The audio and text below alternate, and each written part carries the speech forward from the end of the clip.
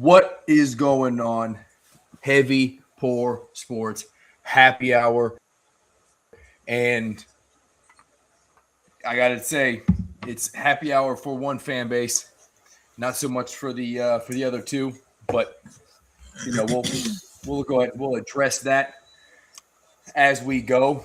First off, Selena, how you doing this I'm evening? good. This happy I'm hour great. Saturday. I'm great. Got my hair done today. The cats won. It's been a great day. Oh, hair done, huh? Mm-hmm. Had a split dye refresh, so we're doing good. Doing good. Do we do anything drastic, or we keep it kind of the I same? kept my split dye, of course, because it's essentially my personality at this point. Fair. I mean, so I didn't know what split dive meant until you included personality, and then it was like, boom. Yeah, see, my hair's different colors, Rando. I have blonde side and a brown Dr. side. Jekyll, I'm just kidding. Hammer, T's not on here yet. I think he'll make it eventually once he gets out of his feelings. But how you doing? Absent the game, how's your Saturday? Oh, including the game, because I may have mentioned this before. This is like episode 7 of this series of pissing away double-digit leads in the second half. So while hopeful that it would not repeat and end the same way, not surprised in the least. And, just shout out to the Gumps because it took us losing arguably our best player and led the game for 39 minutes and 36 seconds Ouch. for them to beat us for the first time in 5 years. So what are you going to do? It is what it is. I'm ready. Yeah, what are you going to do? What was the largest lead in that football and a little bit to baseball? The hell with the rest of it. What was the largest lead in that game? I want to say it was 14 for you guys. We did not make a 3-point shot in the second half. Oh, that's rough. Oof. Yep.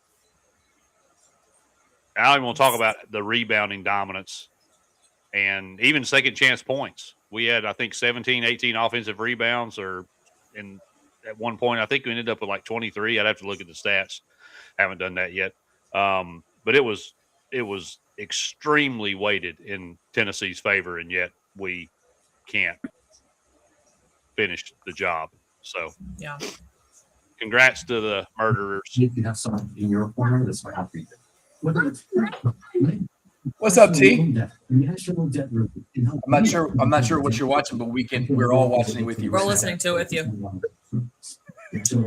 Personal loan debt. What? What What does that mean? Hear it.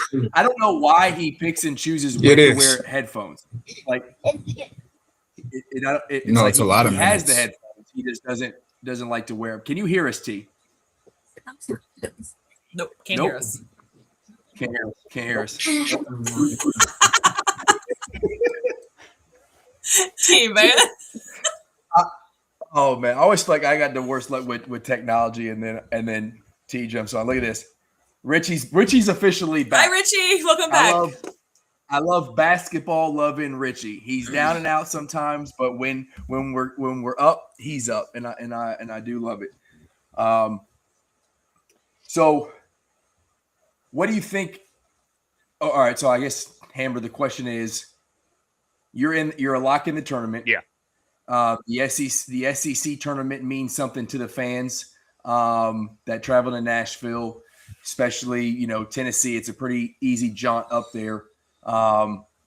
But depending on what the injury is, what would your preferred outlook be on Nate? Get him some rest, let him worry about the NCAA tournament, but then you potentially have some rust if he's healthy. Do you want to get him back as soon as possible because, he's a freshman and needs a lot of playing time? How do you feel about Nate Ament, the injury? Assuming he's going to come back, when would you like to see him, or when would you like to rest him? Honestly, I would shut him down minimum the rest of the season. These last 2 games, I mean, today was kind of because we don't hold the tiebreaker with the other teams we're going to be tied with in the cardio was asked because the starters play 35 minutes a game. So yeah. Yep. I don't care who you are. And I want to come full circle back to that and how important it is. Yeah, so you're 100% correct. I would shut Nate down the last 2 games minimum, and that double bye appears to be gone, right? So any shot at that. So I don't know that the SEC tournament, shy of winning it, really helps Tennessee's seeding. I think we're stuck on that 5 seed line regardless, unless we win the tournament. Then we go up to a 4, and I don't know that a 4 is really that much different because it's probably going to be the last 4, which is most likely going to put us in the number 1 overall seed bracket, and I don't want that either. So I honest to goodness, man, unless this thing is just a twist or a turn, and you saw it. It looked awful. I cringed. It looked so bad. I physically was like, it looks so bad. The fact he even came back out there and tried to play, that just shows his heart. But there's no way I put him back out there until tournament time, be it SEC tournament or NCAA. Quite frankly, I'd rather just wait till the big tournament, because if we don't have Nate Ament in the tournament, we have no shot at all of going anywhere in the NCAA tournament. Yep. And talk people, I just got logged in. I'm a horrible host over there, so I'm over there. They can all see us now. So I made the objective decision to go and break their rules. The TikTok rules were live through Restream. So we're not going to make 50 cents on this show like we have been on the last few shows, but it's a sacrifice that I was willing to make for the greater good. What does Curtis Jackson have to do with it?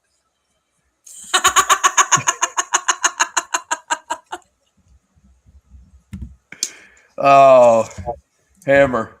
That's why you're here. Here he is with the headphones. My man.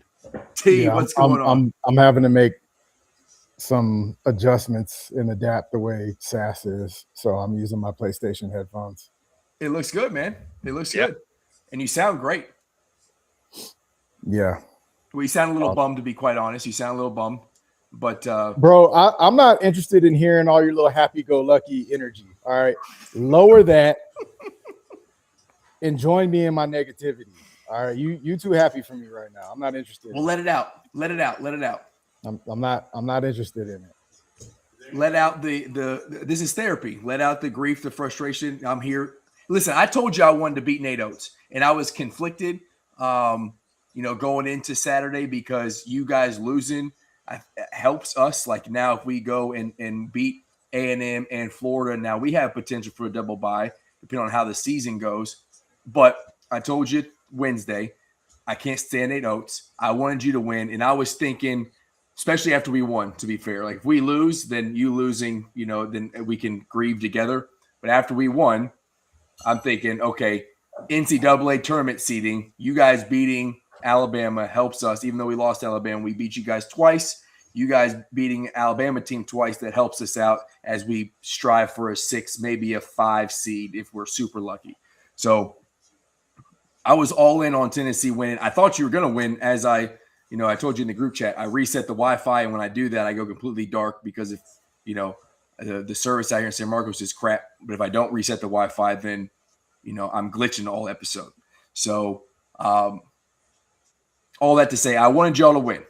But when Nate Ament goes down, and I think you can pull out some moral victories, right? Do you not pull out anything? No. Nate Ament goes down, and you still damn near beat him at home. A Final Four potential team. Victories are for losers and Peabody. There are no moral victories. It's winners and losers, Randall. I've taken a lot of moral victories this season. All right. Moving on. I really just don't have a lot. Like, I just don't have a lot. And what's crazy, Ariana's out of town right now. She's out in your neck of the woods, actually. But she and her friends were out to eat, so she told me she had the the waiter change the channel to the Tennessee game so that she could know what kind of mood I was going to be in.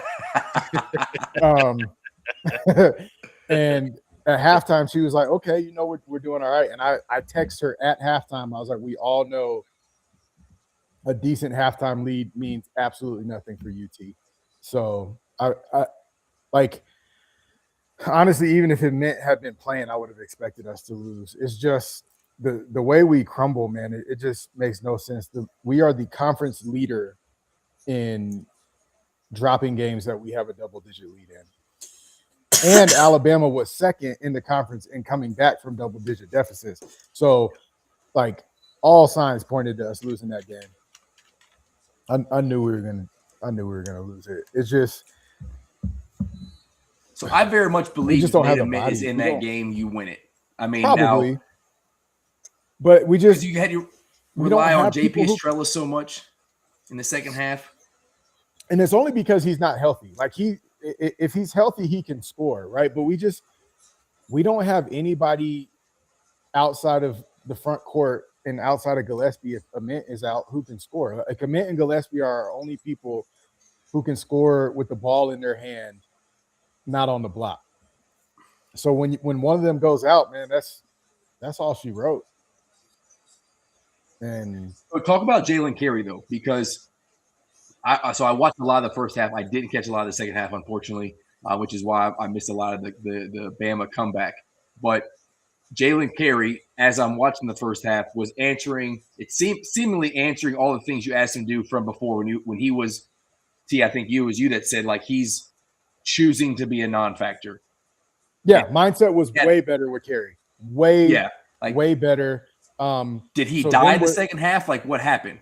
No, we don't go to him. So like in the beginning of the season, it was Gillespie and go to Carey. Like that was the offense. And here, one nobody on the team knows how to pass to the post anyway. Man, Berg had this most insane pass to the post where he had zero angle at all and just literally just beamed it out of bounds. Made no sense. But anyway, yeah, Carey gave you what you needed mentality-wise, first and second half. He just didn't really have opportunities in the second half as far as I could see. Like we weren't trying to get anything to him. It was literally all just like Gillespie, take us home. That was the play call in the second half, and he had a phenomenal game. But again, Rick Barnes just runs him into the dirt. So Hammer, I told you before T came on, I wanted to bring that like full circle from when we talked Wednesday. Now, some of it's been because of injury. Some of it has been you guys said Wednesday that it didn't seem like Rick Barnes trusted the bench. But when Nate Ament goes down and you're playing a game like that at home, that is the exact reason why at this moment in time, or maybe even a little bit earlier, you have to find a way to get your bench involved, right? Because you can't have dudes figuring it out on the fly in right now or as you get into the SEC/NCAA tournament. So, you know, even today, Kentucky fans were super pissed that Pope was doing these mass subs, right? Like 4 dudes in at a time. And they're still mad even as we increase that lead to 20 plus points, right? With that second unit in, they're still upset. But if they watch the Tennessee game and go, oh, damn, like you got to find a way to get these dudes minutes, even if the plus minus isn't great, because if it happens in like win or go home scenario, you can't be hoping and praying that these dudes figure it out then, right? They have to have already had some of that experience. And I think that's what Tennessee ran into today. Not only is Gillespie, already being ran into the dirt, but like T and Hammer, you both said, Bird, what he had like 5 minutes last game, and he's been someone who's kind of been there, haven't been, but dudes like that have to be able to come in there and give you minutes. And if they're not used to giving you minutes or don't have the confidence to give you minutes, how can you rely on them late in the game against Alabama in the second half to win that ball game, right? Well, Amari Evans was the replacement for Nate Ament. Yeah. He had 7 points. He played 28 minutes. He had 7 points. He did have 8 rebounds, but 7 points. Ethan Berg played 13 minutes. He did not score. He was 0 for 4, 0 for 3 on threes, and had 1 rebound. But do you think if he had been getting, if the coaching staff for Barnes tries to manufacture him minutes throughout the season, do you think that's any different, or do you just think like, hey, we don't have the talent, so that's just, when they get thrown in there, they're not going to be able to produce for us?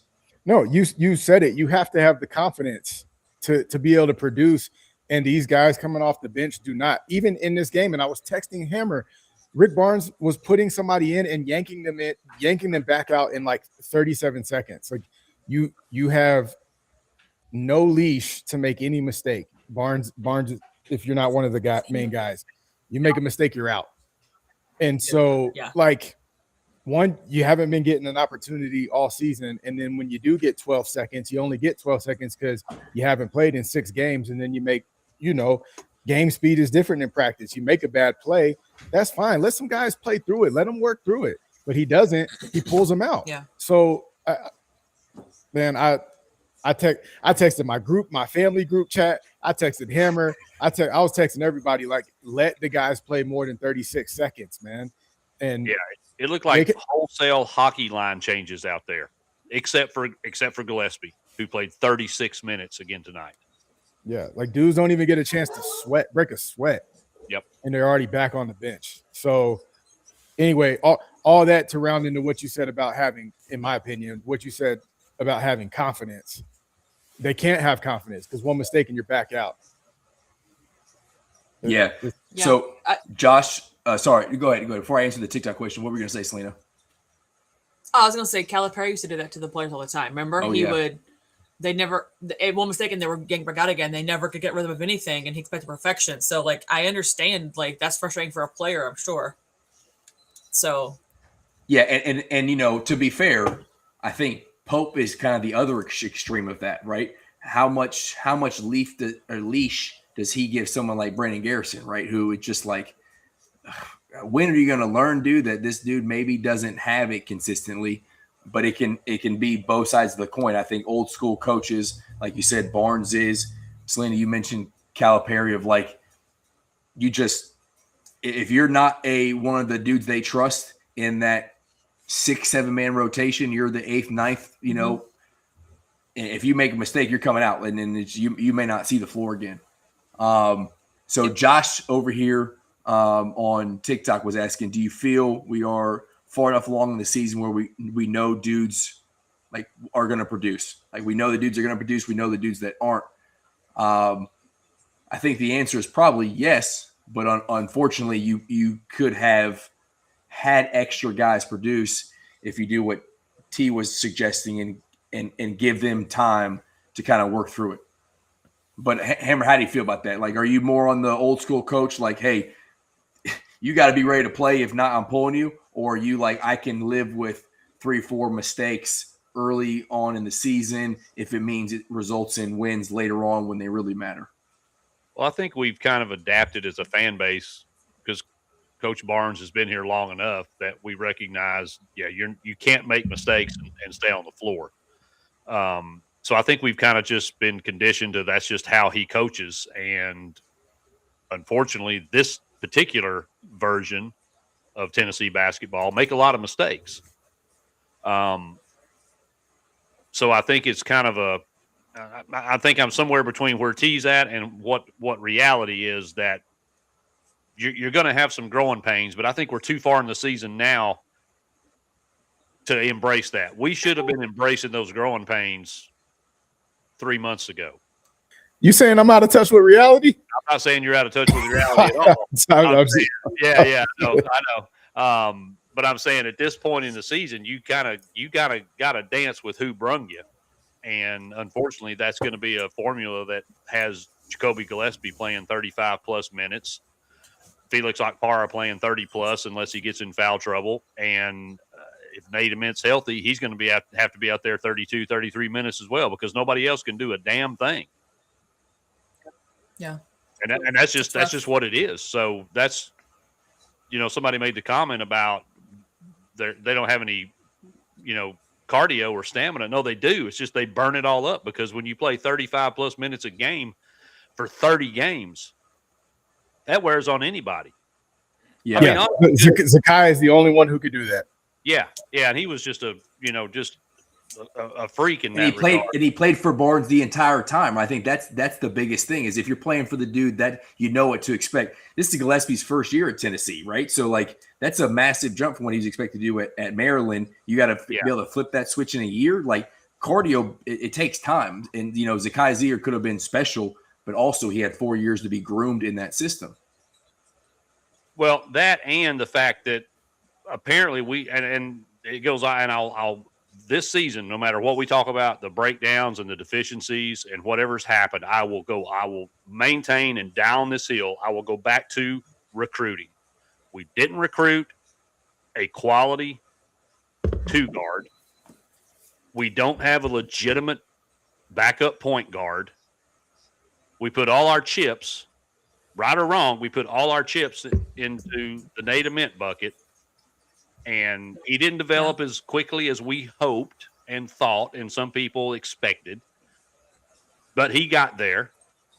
And him not being in this game, we can't sit here and say, "Oh, we would have won that game if Ament had played." We don't know that because we shot 8 free throws in this game. Okay, so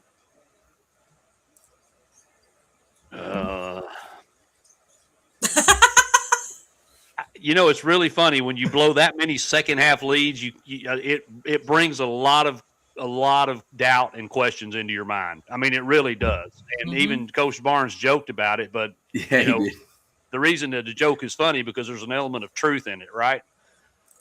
There has to be somewhere, So, right? anyway, I'm not even gonna get on that because I'm so sick of the NBA. But we set ourselves up for failure before the season ever started. And how we put this team together and how we recruited and now how we have allocated and distributed minutes throughout the course of the season. It is what it is, right, man? I mean, there's nothing at this point we can do differently and have any hope. We're going to have to just ride Gillespie until his wheels fall off, pray that Nate doesn't have a bad wheel, and hope that our bigs can stay out of foul trouble because Alabama – that's why they fought so hard to get Bediako eligible is because that one dude they got, Cheryl or whatever, man, that's it. Yeah, that's Terrell, it. Yeah. That is it. That is all they got. And they're going to get run in the tournament when they go into a game against a team that's got a couple of bigs down there. They're going to absolutely get pummeled. That was my one thing about nothing we can change. Like, I don't think there's anything we will change. No. But this just like we should have done against Kentucky, like go to the block and give it to Jalen Carey and let him go through people's because I mean I know y'all said Trent Noah's bigger than we think and all that, but Trent Noah is not stopping Jalen Carey from doing a drop step. He ain't 270 pounds. Right? Like so in the same like you said with these Bama dudes, the Sherelle or whatever has to be on Akpara. And so the next dude has no chance of stopping Jalen Carey from just drop stepping right through his chest. No shot. But again, we don't know how to pass to the post, and we don't call plays to go to the post. So that's an adjustment we should make. I don't think we will, but yeah, like you said, we're gonna end up just we're just gonna end up running Gillespie into the dirt, and that'll be that. Yep. Sweet 16 is the ceiling, and that's if we get fortunate matchups. So this comment I think is directed towards me because I told him he's one of these Kentucky fans who's just not satisfied. Okay. Yeah. So over here, former I guess he changed it back to Tony Smile. Maybe he's not pleased with Tennessee fans are mad at Tennessee baseball right now too. Yeah. Football let us down, basketball's letting us down. Yeah. Baseball's got so he puts out a tweet and he might have been trolling a little bit, but I'm going to use it to my advantage. And me and him have some good battles on X. He was like, "Hey, Pope's peaking at the right time." So I retweeted it, put the picture of Otega Owe sitting in the locker room after he swept Tennessee. It's doing quite well right now on Twitter. And old Joe right here is was just not about it. He's just like, he's not impressed. And I was like, you're one of those Kentucky fans that can't be satisfied, right? And I understand the expectation might be championship or bust, but in the reality is that's not realistic, right? So the fact that we do have 2 wins as we approach March. We got our get back against Vandy. We got a double-digit home win, which we haven't done in conference play. Like, we actually look like a competent basketball team. The Mark Pope offense was in full effect today. Like, within the first 3 minutes of this game, you could tell this looked like a completely different squad on the court.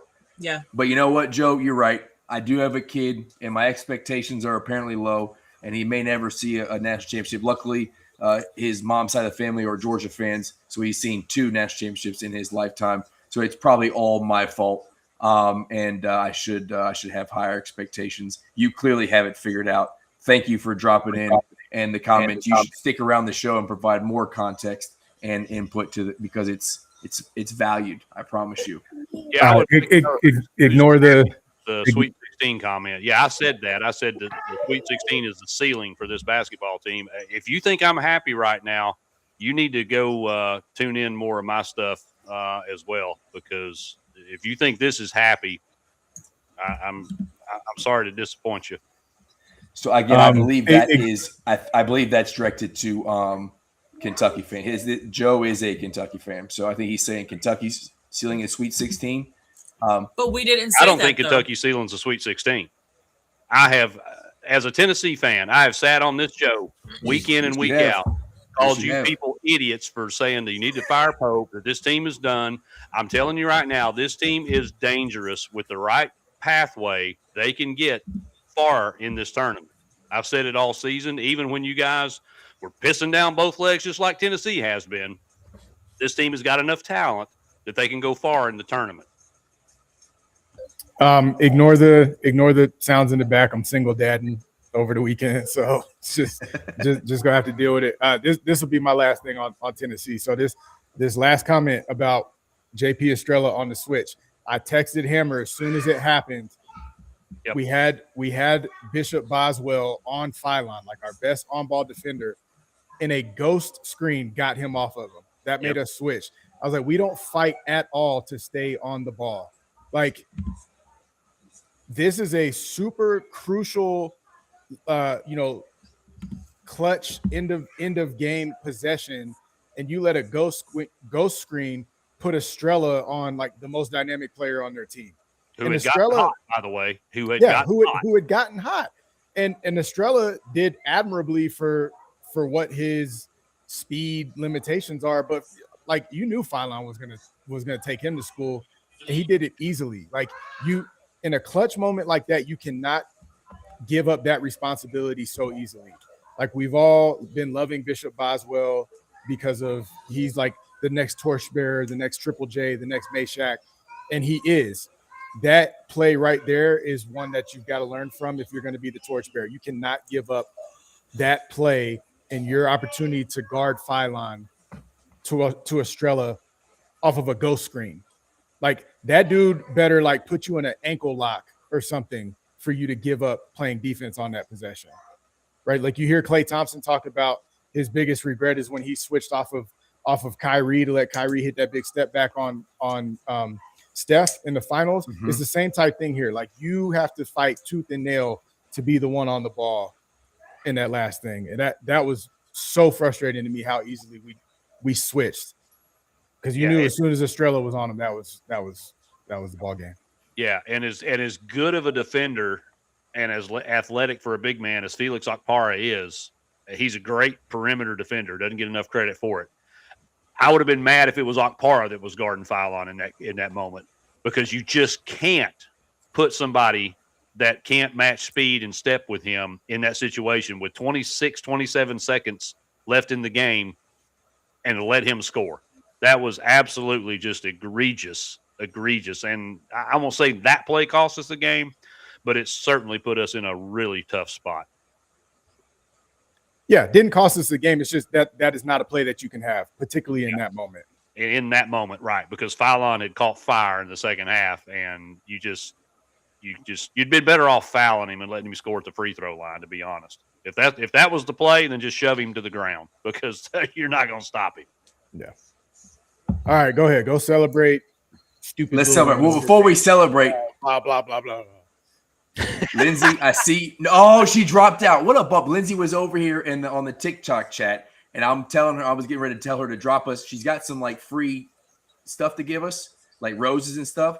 And she's like, I got them. I didn't know if I'd give them to us. Just give them to us. Double tap. Give us the free stuff, man. We trying to get TikTok paid, but she dropped out. She's a hater. Doesn't support the show. She is a hater. Tell her yeah, Joe. I think you're going to get that double buy too, buddy. I really do. That's not okay. So before we get into celebrating, Joe's still in here. All right. So this Joe commenting on my thing. He said we got a Billy G resume sitting at the middle of the SEC, outside the top 25, at the school with the most history, most wins in college basketball, second in championships. I would be satisfied with the outcome, ? No one should be satisfied unless we win a chip. Brother, you just said we have the second most championships in NCAA history. We're in 2026. How long have they been playing college basketball? The most championships are UCLA with 13, I believe, right? 11. Thank you. And we have 8. Got you. We get 9. I got We you. get 9. Anyways.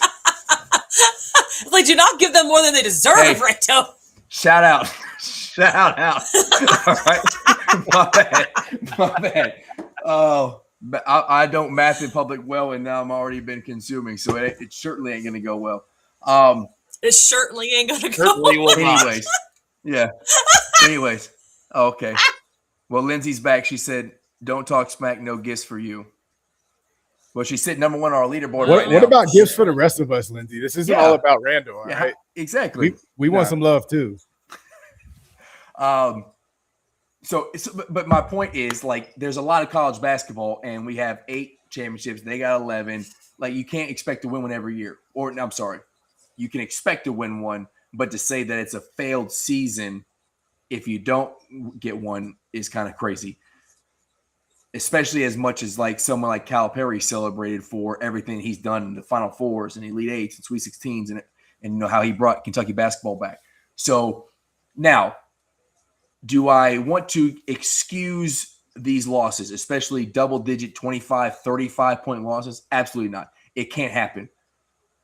But Selena, we are sitting here. We are sitting here right now with an opportunity. We're going to match next season, which, you know, again, let's not match. Let's progress. We could be a better overall record than last year. Now, do the wins feel the same because we set records last year with the top 15 wins? No, they don't. Agreed. But we could be a 10-loss team right now, ending the season with the win against Florida, who is a Final Four darling right now, going to the SEC tournament. Yeah. So you tell me we go from a 12-loss team to a 10-loss team with a team that everybody had written off, or the majority had written off, going into postseason play? Like, how could we not find positives in that in the fan base? I don't get it. How are you going to tell me we're working with a Billy G guy right now, right? I don't get it. So, like, here's my thing with that, and so I will say I have been very frustrated with this team. I have called them Jekyll and Hyde because that's literally what they reminded me of, right? Their ups and downs. Mm-hmm. Would you call your hair today? Split something? Split die. Split die. That's this team. This team is split die. Okay, hold on. Joe, if you honestly think that 2015 was the last time we could have won a championship, you need to go back and watch 2019 again and hush, because 2019 I absolutely could have won it all if it wasn't for COVID. Okay, you can't. You tell me that Maxey, Quickly, Richards, they weren't going to, and Hagens wasn't possibly going to win a championship. Hello? Team. What? How's last year team? Reeves, SEC Player of the Year potential. Reed Shepherd, who is killing it right now in the NBA. Rob Dillingham. You tell me that team couldn't have won a title if you get past Golke? Stop, man. Like, we had a lot of talent. We just unfortunately weren't well coached in the right moments. But go ahead. Go ahead, Salim. Joe, that comment took me out, and you have lost so much credibility with that nonsense. I'm sorry. Anyways, like, so This is ridiculous. But no, I lost my train of thought because that threw me so far off. The season was not void. What are you talking about? Okay, Lynn said gifts for Selena only. So there it is. I give her a heart hands. Thank you. I forgot his nonsense has got me discombobulated. What, me and T can't get like some cookies or something? Oh my god. Yeah, I don't know why we're catching strays out here, Lindsay. What the heck? Yeah, Man, Okay, kick a couple fellers when they're down or something. Yeah, no yeah. She said there's one thing Georgia fans know, and that's beating Tennessee. In one sport, yeah. That's only in football. Only in football. No, so okay, I have been up and down with this team a lot this year. Okay. But and this has been put into perspective for me, so I'm gonna kind of throw it out there for you guys. We are down 3 starters. So therefore 3 of our current starters would have come off the bench, right? And you would not have had this massive drop off in bench and starter play if that wasn't the case. And I also don't think we would have lost some of the games if we did have a full roster. So yes, this is frustrating, and this season has been frustrating, and ups and downs has been frustrating with that. But at the end of the day, I mean, we're figuring it out somehow, right? Like, I don't know what Pope did to make today happen, but like, we played like this every time. This was like a full 40 minutes of basketball. I think that may be where people are mistaking and misspeaking, saying they expect a championship versus they expect the team to play well every game. Because listen, there are 353 Division I men's basketball teams. You cannot honestly sit there. I don't care who you are. I don't care how many titles you've won in your history. You cannot sit there and tell me that you expect a championship every year. Absolutely. Some of these fans absolutely will tell you that. For a time absolutely, they will. When a team was referred to as a Sweet 16 team from last year, because that was an accomplishment. And I know Tennessee's not Kentucky in basketball. Okay, I get that. But even those schools that are those blue bloods that you expect to see there year in and year out, you can't reasonably expect to win a championship every year. And when you throw what we have now in the college sport landscape of NIL money, it makes it even more difficult to set an expectation like that. I do feel the frustration that you expect to see your team play well. And if you want to look at it from that financial aspect, I want to see a return on my investment, right? If you're a donor or contribute or sponsor or support in that manner, absolutely. But I don't know. Maybe I'm just old, and that both things can be true. That I am old, and that I don't understand. But it's hard for me to sit here in any sport and expect to win a championship year in, year out. Well, they're putting it in the chat. Haven't won since 2015, right? Like, that was my other thing. Is when was the last time you won one? If you had won 5 out of the last 8 or something, I might buy that argument a little bit. But I'm not throwing shade here, Rando and Selena. I'm stating fact. No, I agree with 10 you. years. How can you expect to win one every year when you ain't won one in a damn decade? Well, I think the difference agree with is you, especially with the landscape of the college basketball. That's it's changed. Yep. Oh, what happened? Oh, you're back. You're there. Oh, I don't know. You glitched for a second. That was weird.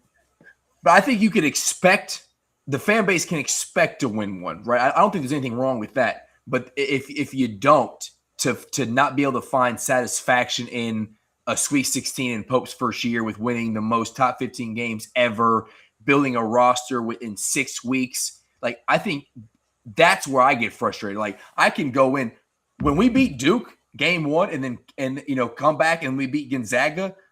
I fully expected this team to be Final Four championship bound. Now we had injuries and some things, but I still found satisfaction in the Sweet 16. Selena and I came on after the Tennessee game.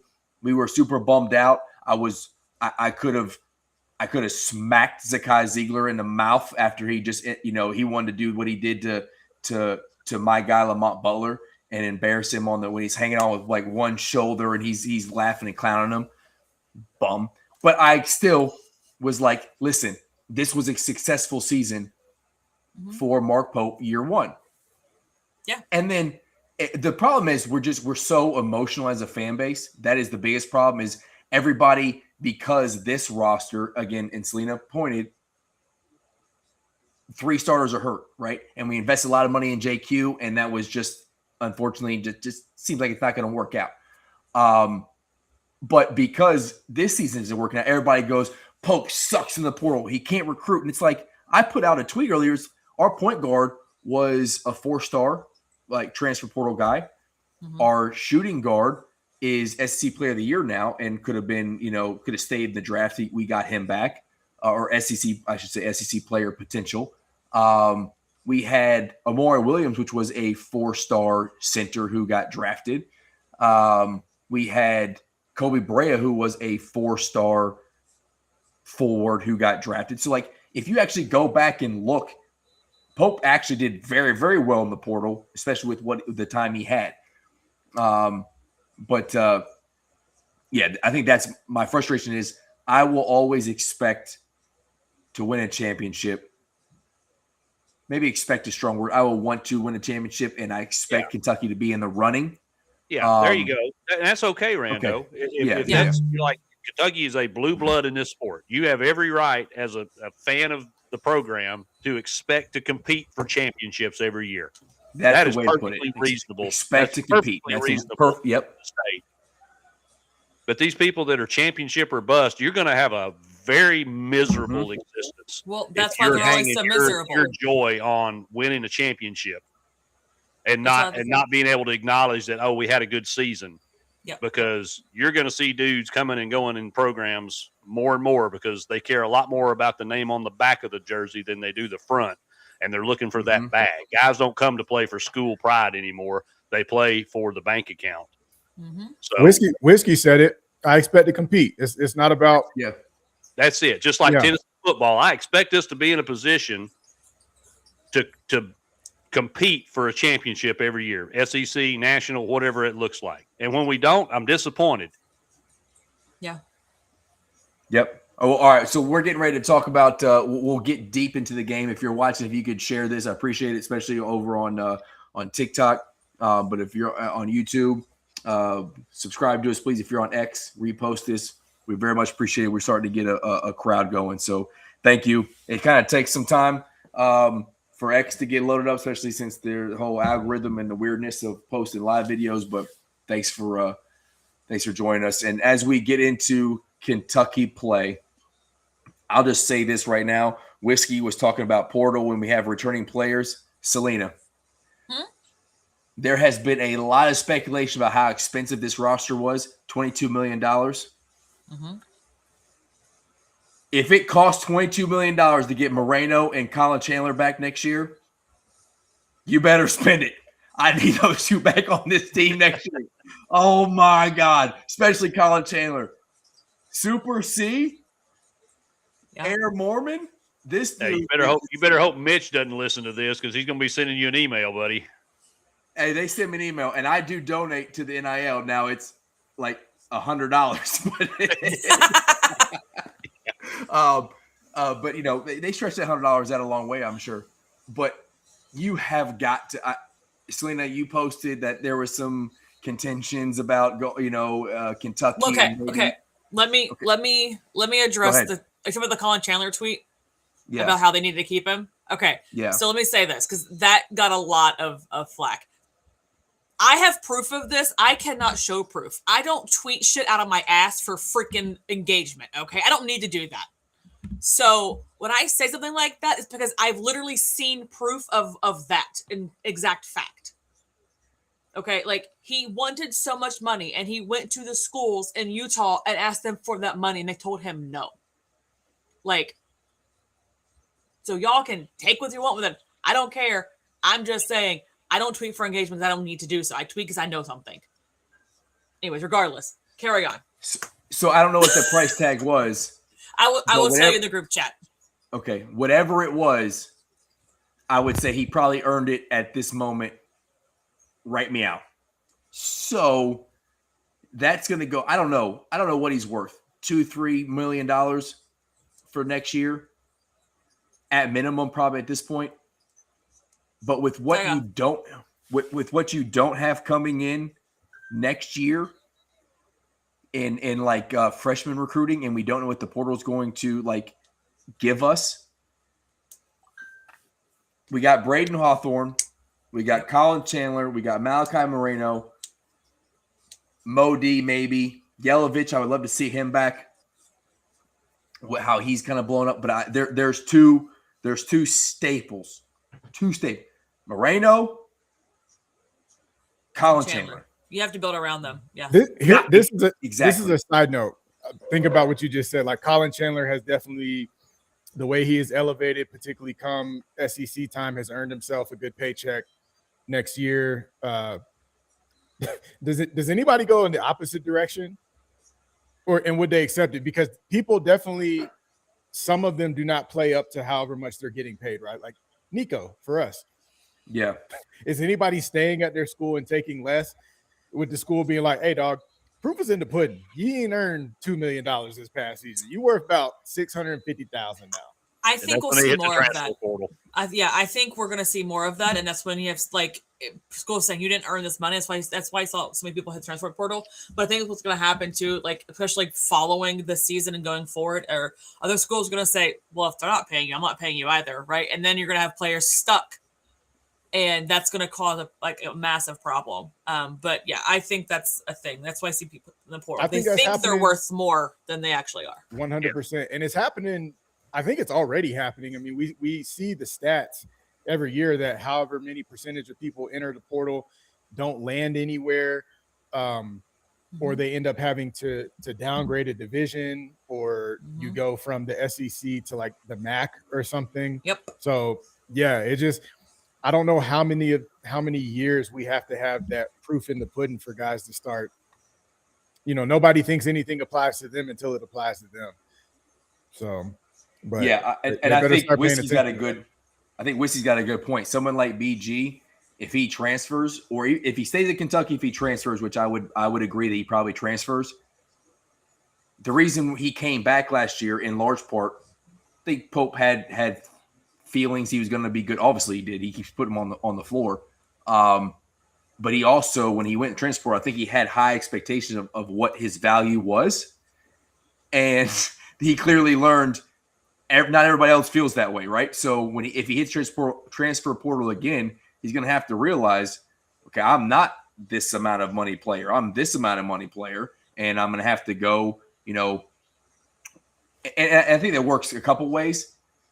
I'm this amount of money player at this school where I maybe won't, I'll have more visibility. It's a bigger school, but I may not get as many minutes, or maybe I make a little bit more and go to a school where it's not as visible, but I'm like I am the player, right? Like, so there's a school somewhere where BG is like a focal point for them, right? So maybe you get a little bit more, or it's it's even, but you get a little more playing time. Similar to some of the guys that we lost this year, like Pierre out there in SMU, Wilkerson and IU, Dent in UCLA. Like, these guys are killing it. But no one knows about them because their teams suck and they're playing on the CW. No one's watching the CW ACC basketball at 9:00 at night to see how good SMU is and how good Pierre is dropping like 18 a night. Same with Donovan Dent. The only thing to talk about UCLA is how their coach is losing his mind. Yeah. So, all right, Selena, talk to me about the game. Yeah. Kentucky. We had to have it. I felt like this was a game that just Vandy embarrassed us so bad in Nashville that we had to get a get-right game. I didn't think we were going to have a double-digit win. I thought it was going to be a close win, but I did think we were going to win. The way we came out in that game and double-digit win against a top 25 team, how'd you feel about it? How did we get there? And is it sustainable? So I didn't get to watch the whole game because obviously it was in the hair salon, right? So I watched some of it though, and I'm actually rewatching it right now as we're talking, so I can talk about stuff too. So is it sustainable? Absolutely. This game was about defensive effort, a big amount of defensive effort, right? And you saw Moreno especially fighting in the post, right? He played grown man ball today. For an 18-year-old kid, he played grown man ball today. That is replicable. You can do that every single game because you know what it feels like not to do so, right? You know the effort it takes to do so. So now you go and do that every game after this. Yep. And as far as like defensive effort, that's an effort thing, right? All the steals they got today, playing the passing lanes, that is an effort thing. You know what to do now, so you go replicate the effort, and you get those results, and it keeps building it. Now, will we will Colin Chandler shoot as well he shot today? Sure the hell hope so, right? I mean, shit, I hope so. Will he? I don't know. But the effort's still going to translate. So, yes, I think we can replicate this like for the rest of the season. Absolutely. If they can't, it's an effort issue and nothing else. Yeah. So to your Malachi Moreno point, the first play of the game was an effort play to get points, right? Mm-hmm. Shot goes up, he gets the rebound. It's just like, and then that was the moment where I was like, holy, like we actually are going to play physical with this team who doesn't want to get pushed around. Hammer, you have said it from when you played them and beat them. They are soft, and they do soft, yes, and they don't want to get pushed around. And fortunately for them in their first matchup, we missed shots, and we just it was like 7 straight shots at the rim, and we missed them. They folded. Yeah, exactly. We gave up. We showed a little bit of fight in the second half, but it was similar to their second half where they got within like 15 or 16. But it wasn't like true fight. It was just like, hey, we're chucking up threes, and some of them are dropping. We made a little bit of a run. We came out there and smacked them in the mouth early, and it was a game that I didn't think we had in us. To be fair, I did not think we had a game where we could take a lead, stretch it, and then actually sustain it. For 2 reasons: one, the depth of our team currently with the injury, and 2, just the way Pope coaches, right? And I'm okay with the way he coaches and giving these guys minutes, but I think it makes us vulnerable sometimes to losing those leads. Yeah. The fact that second unit came in here and they didn't score a lot of points, but they were able to extend the lead largely because of what you said, Selena. The defensive effort from that second unit is encouraging to me. And the Otega Owe Colin Chandler duo with the way Zell's playing right now. Let me pull up the box score and what he did. But I think that all in all, it was an impressive performance. It was the best game we have played the entire season. And if we're playing the best ball we've ever played on at the end of the season, though, when you February want to be 28th, yes. Yeah. That's when you want to be. Hey, secure that joy. But I need to see this effort at A&M. Like this has to be sustained effort. We can't just do it one game and then fall off for 2 games and do it one. We can't do that. Like it's got to be consistent. 100%. But yeah, put my analyst hat on and not my fandom hat here. This A&M team is at best a bubble team. Mm-hmm. You have to go in there and slap them around. You can't lose that game. Y'all got to win that game. Agreed. I agree with you. It just depends which team shows up as a hide or a particular hide, right? Like which team's going to show up on Tuesday or Wednesday, whatever day it is. Yeah, no, it's a great point, but yeah, you can't regress. Like you have to be able to look at all the things that happened today and go, this is exactly why we won the game. So let's go through the box score real quick.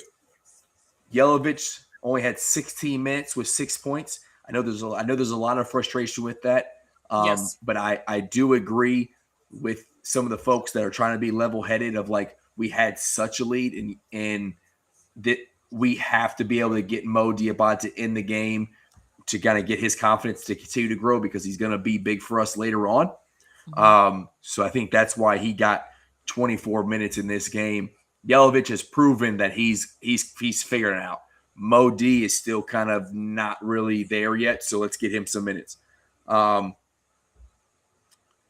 Chandler, 31 minutes, 23 points, 7 of 10 from the field, 6 of 8 from 3.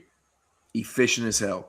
Otega Owe, 34 points, 34 minutes, 23 points, 9 for 16 from the field. He missed all of his 3-point shots. It's because he keeps taking walk-in really dribble stupid threes. contested threes too.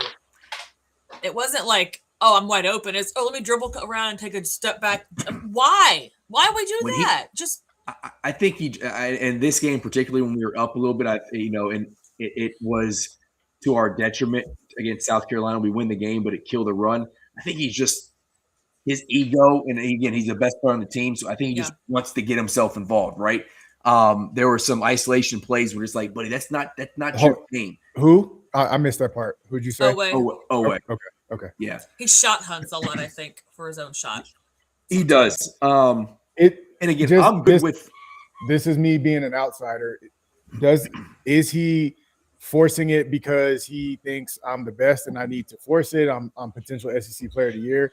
Or do you think navigating through the struggles that you all have had, like the first half, 3/4 of the season, he kind of feels like this is the role I have to take for us to be successful. Like, I got to make it happen for us. What game was it where like he didn't have double digits and he was actively trying to do whatever he could to score so he could get double digits? South Carolina? That was South Carolina. Yeah. Last game. He did some really stupid things during that game they didn't need to do. Like, it felt like he was pushing to just score so he could get double digits, because he had been like 30 games in a row. I think he had double digit scoring. Got you. And I don't know Owe. I'm certainly not trying to defend him or not. Just just a potential. Yeah. I don't have an opinion like on his character or anything one way or the other. So I was just curious. I mean, this is obviously this is speculation on our part too, right? Like, we're speculating, hey, this might be what he's doing, whatever. But it did seem that way in the South Carolina game when like some really dumb plays were made so he could try to score the basket. That's all. It was 100% that way in the South Carolina game. I said it Wednesday. I don't remember a game that he has received a true double team or like a true press where two guys are on him or one dude on him, another guy shadowing him where it takes away his driving lane. I mean, they did that the entire game against South Carolina. And there were plenty of opportunities for him to collect assists, and he tried to collect points. And unfortunately, that didn't work for us. Today, he was better at it. The only thing that I didn't like, again, was the 3-point shots. There were some isolation plays either in the slot, at the behind the 3-point line, or at the top of the key where he's dribble, fake a drive, step back three. It's like, buddy, that's not your game. If you get that kick out three where you're wide open, he'll knock that down 50% of the time, I feel like. But just a walk-in 3-point shot, that's Zell, that's Colin, that's not Ortega, right? But if you go back and watch, like some of the drives where he comes downhill, his acceleration, his physicality in this game was phenomenal. It was just a couple poor shots, all from three, in my opinion, that came up. But again, he was a 4-assist guy. He had 3 turnovers where he's got to figure that out. Denzel Aberdeen only had 15 points, but he was 5 for 10 from the field, 3 of 7 from 3, 4 assists, 0 turnovers again. He was 5-0 last game. He's 4-0 this game. This dude is figuring out the point guard role, man, and that is massive for us. Yes. That is so huge for us. And then I'll end the starter minutes with what you said, Selena. Malachi was 27 minutes. He only had 11 points, double digits, I should say only. He had 11 points. Mm-hmm. He was 4 or 5 from the field, though, so he was super efficient. Mm-hmm. He led the team in assists. But, okay, I was literally going to ask this question. So I don't know if they've been doing this all year. I'm not super, dug into it. But I noticed this game a lot. They're sitting the pick and roll with Denzel, and then Zell's passing it to Malachi at the free throw line. And they're collapsing, and it's giving the option to pass out to the perimeter more. I don't know if that's been something happening all season as much, but it was an emphasis I noticed today in this game today. It happened. They ran that play a lot. And every time Vandy would collapse on him and he could pass it out to the outside for a shot or even the block, because, everyone was on him. So I don't know if that's something that's been happening all year or not, but I thought that was key today. So I think there was a little bit of wrinkle in the play design, like you said, of getting him the ball earlier. Mm-hmm. But all season, or at least in SEC play, and I tweeted this out after the South Carolina or during the South Carolina game.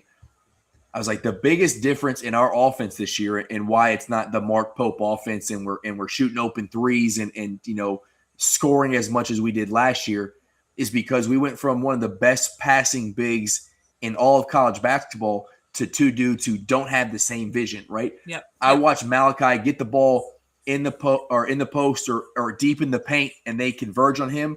And we got dudes on the wing or in the corner or in the slot that are wide open, and he's forcing up a bad shot. We saw BG do it twice. Like, what are you doing, dude? Like, you're not someone who should be trying to do a dribble, spin move floater. Like, these dudes are open while you got two guys on you. This game, though, we had multiple kick out threes, and we cashed them early. Yep. And that's what this team has to do, especially when AJ's on the floor. When Yelly's on the floor and Moreno's playing with him, Moreno has to be able to have the vision to look either cross court or just the easy pass right in front of him and let someone hit that open shot, or at least take the open shot, because what that does for him is I can't collapse on you, right? If we hit him early, I can't collapse on you, and then he can do what he did late in the game and just bully him. And he had points late in that game that were clutch, where he just backing dudes down, old school basketball, working in the post, and do what he does best, which is why he's escalating up draft board so fast. But he's got to have the vision to pass it out to shooters when they collapse on him. So I'm so much of the game as we're talking, right? So this is like my brain like flowing.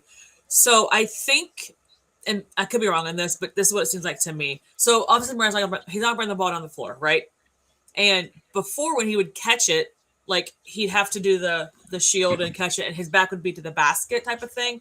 But when he's rolling, he's able to see the floor more because he's already looking at the basket. That's what I think the wrinkle is too.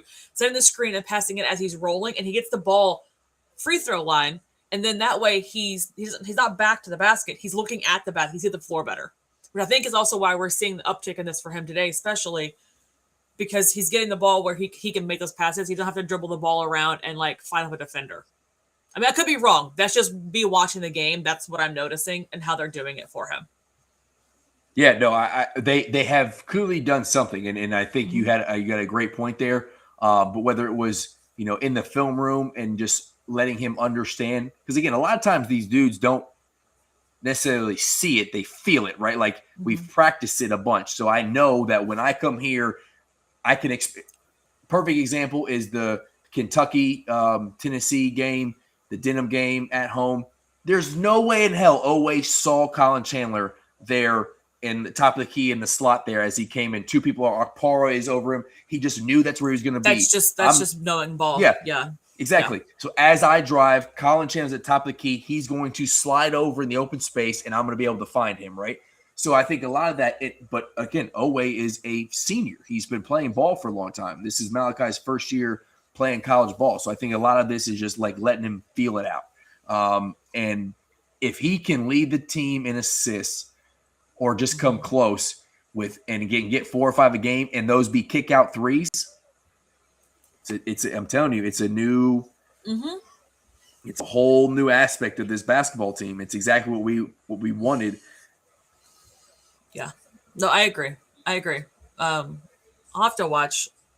I'm going to go back and watch South Carolina again to see if they're running that same like play they did like today. Yeah. I just noticed like it seems like it's opened the floor more for him to see the floor more. But they do have to start passing it not at his knees. He's 7 foot tall. It needs to be like at his waist or chest, please. So yeah, I agree. Okay, so I don't know that I have any more context for the game. The last thing I will say is Jasper Johnson. He didn't get a lot of minutes, but as you watch the game, Selena, he's was a lot more controlled this game. He took a bad three. He hit one, and it was like. And unfortunately, the kid is so confident in himself, I think, that he hit that first one, and he knew he was going to hit every single one afterwards, and he took a contested three. I mean, we love the confidence, but let's use the brain. but he went 1 for 2, had an assist, 0 turnovers, so it's progress there. So he's playing in control of himself. Okay, so let's look forward to next week. Hammer, talk about your game. Hopefully, we get T step back. He can address what you got going on because you got a cup. Who do you got in between? I know we just talked about this, but you end with Vandy, right? So you got a kind of a cupcake, and then you end with a big game back home against Vanderbilt. Yeah, we've got some Cox to beat, and then we're gonna close out. Oh, gotcha. In the well done, sir. Well done. What is this live? Are we on? Yes, we are. No, it was quite good. It was quite good. So South Carolina, that's a W. That's a win there. That's a good get back game, and I agree with your take that whether or not he can play, Nate Ament probably shouldn't play in that game because you don't need Nate Ament to win that basketball game. You should not need Nate Ament to win that basketball game. I honestly, I don't think we need him to win either one of them if we can somehow figure out how to distribute the ball into the post. We can beat Vanderbilt by double digits just by feeding the post because they're soft and they're not big. We should be able to dominate the paint in that game. It all looks good on paper though. So yeah. I think it's a consistent game from Okpara. The one thing that I saw in the first half and then the little bits that I saw in the second half is there are some times where Okpara takes it to the paint like he's a 7-footer who's just like looking to like take souls. And there's sometimes he takes it to the paint with a soft layup that gets rejected where it's like, dude, you have forgotten how big and strong and like athletic you are.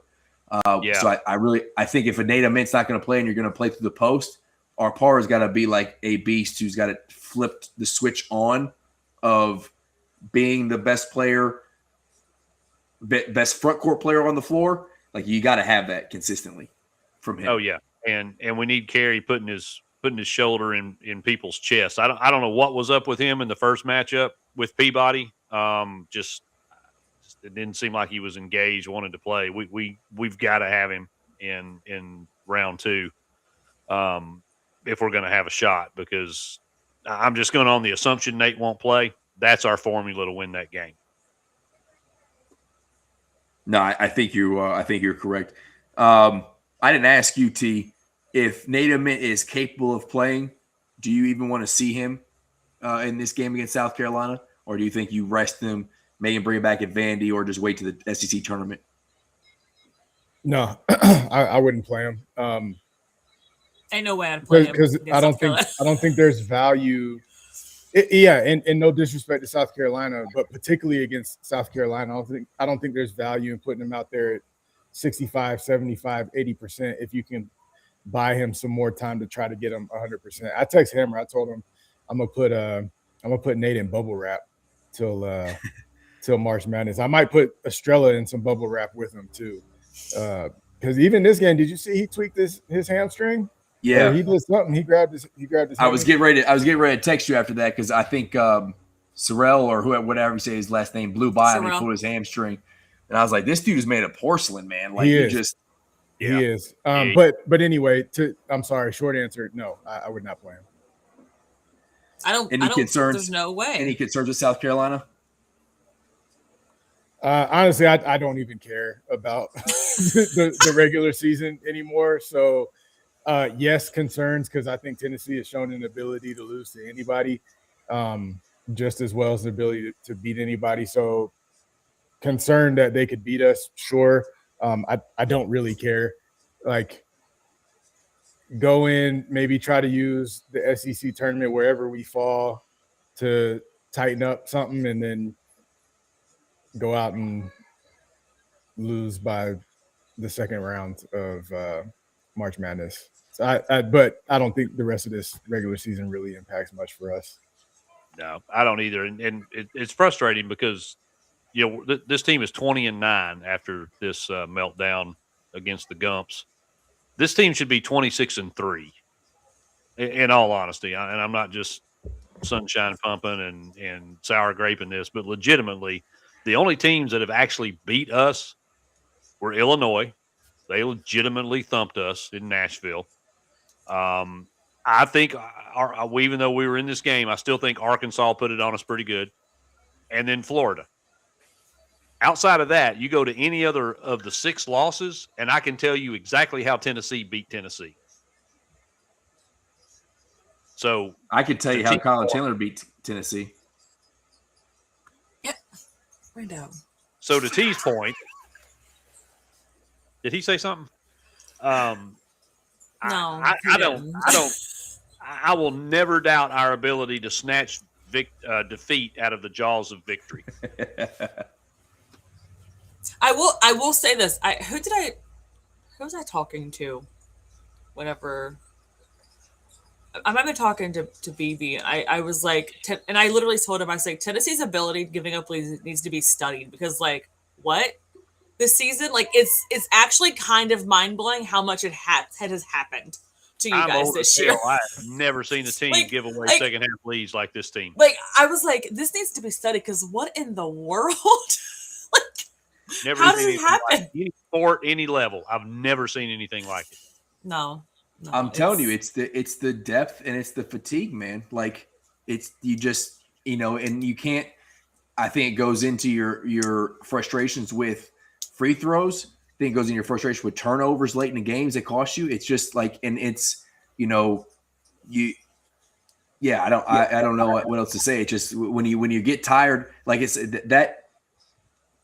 The pass that gets intercepted by Colin Chandler to end that game, yes, he recognized the play. I think that's good basketball IQ. But that lazy pass to yell out the play, to like all that thing is just with like it's just tired. It's just sloppy, right? And it's human nature when you do that. You got to be able to the 35 minutes a game. I don't necessarily think is. So I'm watching LA Knight. He just almost busted his ass. He tried to do some fancy stuff and almost slipped off the rope. Elimination Chamber WWE's tonight, so that's what has my attention at the moment. But if you can get Gillespie 35 minutes that aren't as taxing as they are, and T brought this up before, they're not all the same minutes. When Gillespie has to be the leading scorer, the leading assist guy, the best defender on the court, those are taxing 35 minutes. If you can get him on the court where he can facilitate because you have other scorers like Nate meant, or someone can switch off and take the best guard on the opposing team for a few minutes, then 35 minutes isn't as terrible as, dude, you got to be the guy every single minute you're on the court. And he thinks he's getting a blow, and 30 seconds later, the backup that came in is like, you suck, get the hell off the court, get back in there. He's like, fuck. That's exactly it right there. Like Barnes finally does try to slide him one, and then Ethan Bird goes in there and just beams a pass right out of bounds, and Barnes is just immediately like, Jacoby, go back. Yeah. He's trying to sip on his pickle juice, and he's like, get back in the game, Yeah, that's why Zakai Ziegler could play 35 minutes and still look fresh at the end of the game, and Jacoby is out there like he's been in a damn war. He was on the floor more. He was literally on the floor more than I've seen him in a long time. That was I'm not blaming officiating because we did it to ourselves, but man, that was a poorly officiated game all the way around.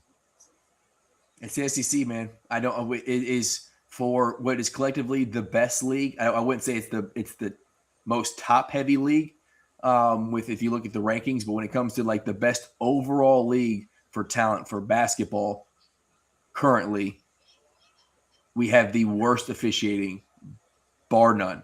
And I don't understand it. I understand how it happens. If you look at who the SEC hires, it makes sense. It's dudes that have been, alleged of gambling stuff and fired from the NBA and whatnot for not being, constantly being on the 2 minute, what they call that thing in the NBA, the 2 minute report, where it's like, hey, in the last 2 minutes, this is how bad you sucked. Anyways, like when you hire crap, you're going to get crap results, and that's what the SEC has done. So it's not surprising there.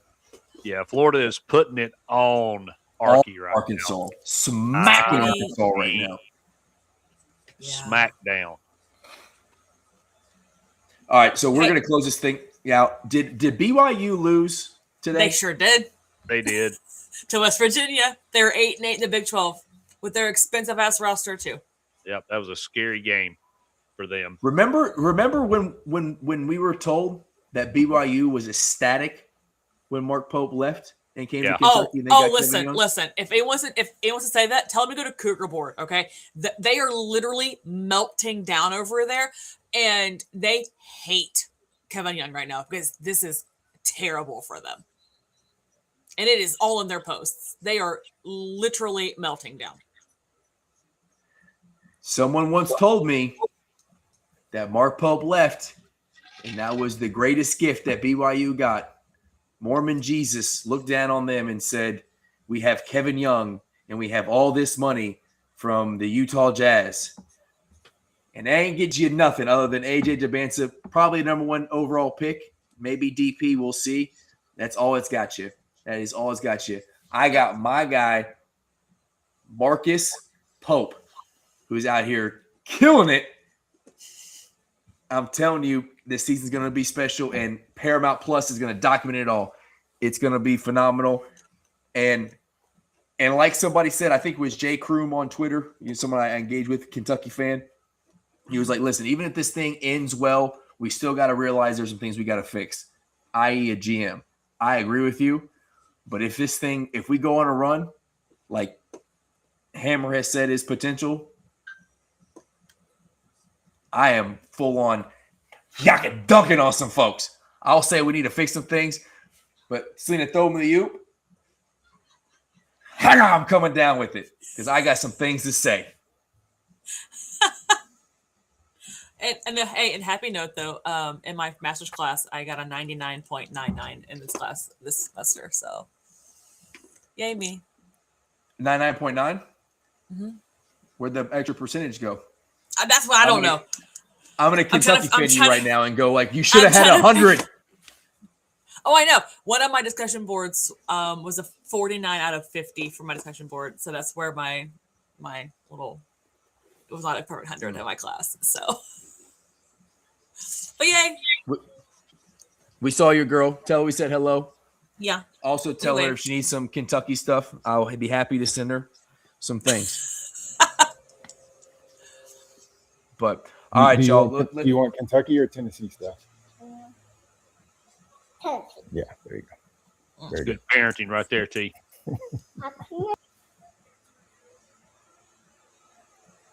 Did she say F Kentucky? What? What? She? If she does, I'm gonna have to have a talk with her mama because she's not learning no cursing words from me.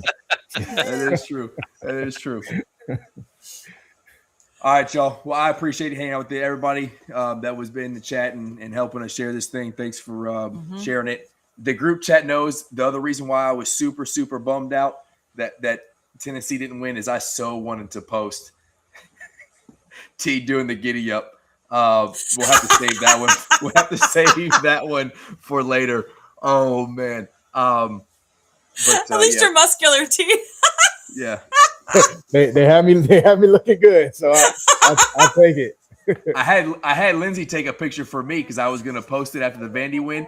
This thing is just apparently I am way too ugly for this AI feature because it's been sitting at 40 minutes to complete for like an hour and a half. So it's just not gonna work because I was like, you know what, I'll put myself out there doing the giddy up, but yeah, the little dude at the AI server is going, dude, I'm a technician, not a magician. I don't know if I can do anything. Oh, that's good. Hammer's got the best one-liners of anybody. Hold on a second. Hold on a second. Oh, what's happening? The Viper, Randy Orton, just won the my guy. Elimination Chamber. Yes, Oh, that's my guy. I'm watching The Calvin Viper. teed up over here. Well, for the record, Ricky Steamboat is my guy, but today it's Randy. He was born in Knoxville. Is that right? I didn't know that. Yeah, he's from St. Louis, but he was born in Knoxville, Tennessee. Cal Well, just got teed up in the Florida game. Oh, well, they've been sucking, so you probably need to do something. Yeah, they're getting drubbed, so he might as well do something. Yeah. Well, What's can't they're tell doing if- ain't working. Yeah, he did. I think he won. He put down Athens, Georgia. All right, we're going off the rails in the Steph household.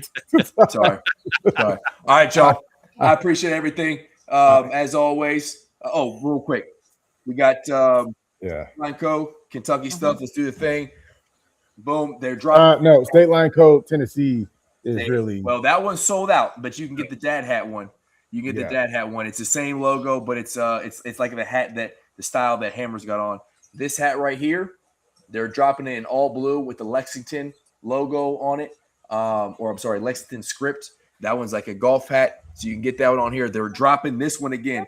So the thing that we can't say this was the C word that you can't say anymore. This is official now. So AllUKBall 25, you can get this one when it drops. And then as always, Bluegrass Elite, I see you over here on TikTok. Thank you so much. I had to rock the denim tank top.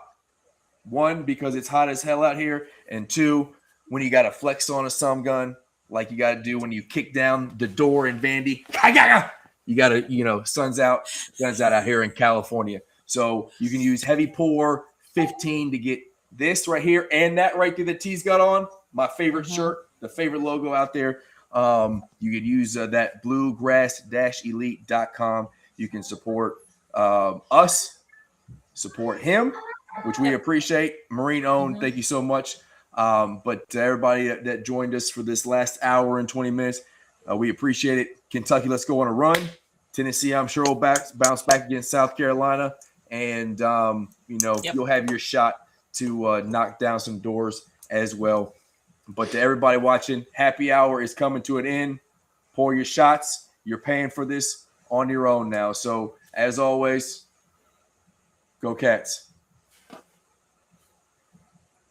You can say go Big Orange. I know you're sad, but you can say I have nothing. They're down and out, Selena. Oh my goodness. See, I was waiting for him to say it, so I said go Cats after they said it, and I was like, oh, I don't get to say anything like that now. Yeah, that's right. That's right. I was like, thank God.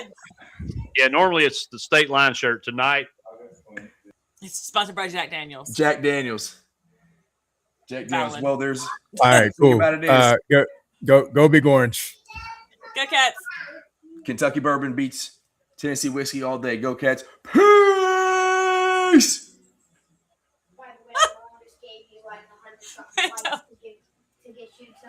Mom gave us 100-something likes. What? To get you to 2,000. We got 2,000 likes? Nice. Mom gave you like. We're still live. Holy right shit, we're still live. I